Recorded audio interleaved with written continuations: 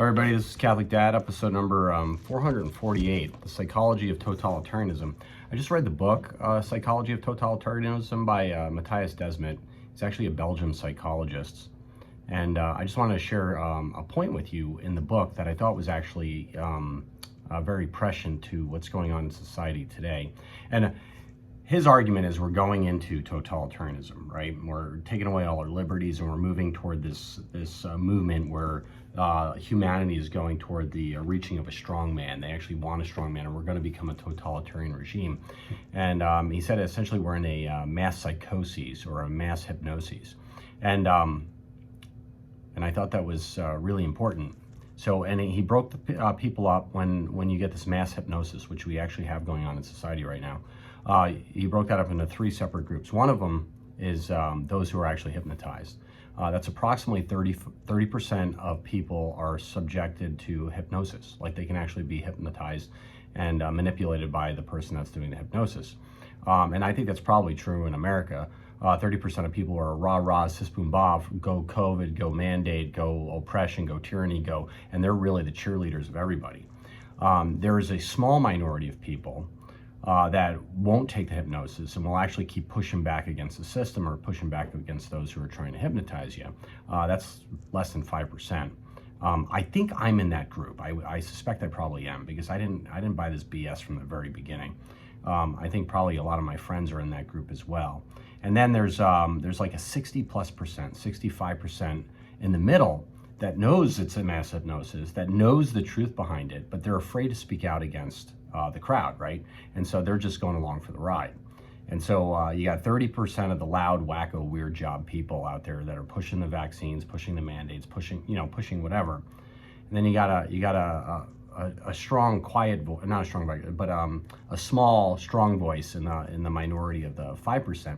And these two groups are actually vying for the bulk of the people, right? So the 30% are convinced of their position, and they're screaming and yelling, and there's nothing you can show them to actually change their minds. You're not going to win them over at the end of the day. At the end of the day, they're 30% of the population. That's about how many of the population are cockroaches, and eventually you're going to have to get them to go back behind the floorboards.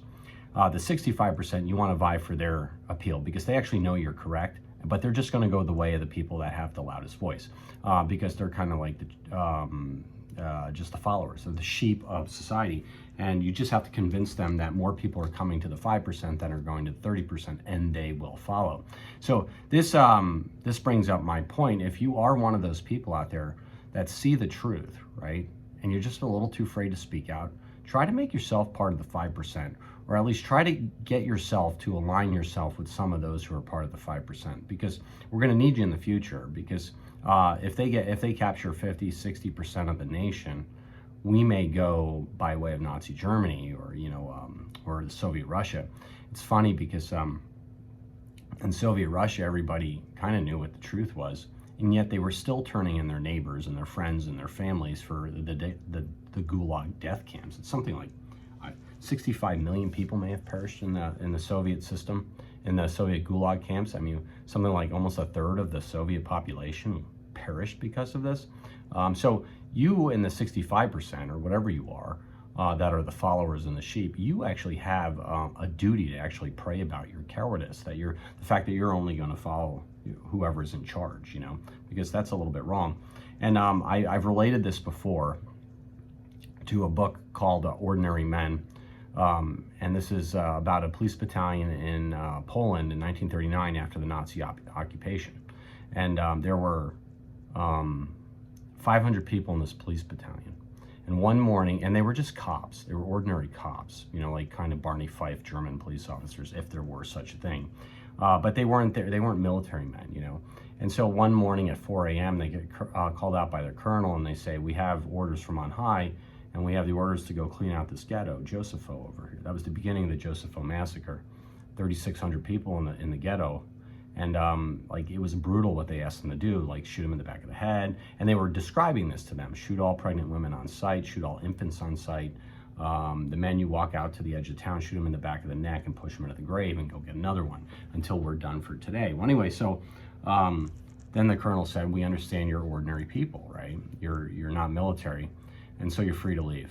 If you have a moral qualm with this, you can go away. And now, how many people walked away from the 500? It was about 12 people. So that's 2.4% of the population. So when I say there's about 5% or less that won't go along with it, and Desmet came up with that number, that's probably right about the book called Ordinary Men, and then 488 went along with it because a lot of people got hypnotized, but the bulk of the people were just too afraid to step outside of the crowd against authority. And so if you had more people that were walking away, perhaps 500 people would have walked away. It's very possible. But instead, everybody quietly sat there and they didn't want to appear different. And so you in the middle, you in the 65%, you have an obligation to actually not follow. You have an obligation to analyze and follow who you think is virtuous and right. Okay, that's your obligation. The 5% has a very strong responsibility to scream from the tops of the hills, because they're the only ones that actually see the truth and have the fortitude and the courage to actually follow through with it.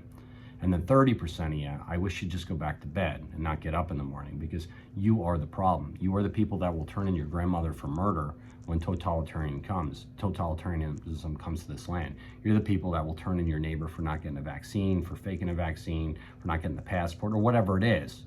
You are the problem. So 30%, you suck. I don't want anything to do with you. And stay away from me and my family, I'll tell you that.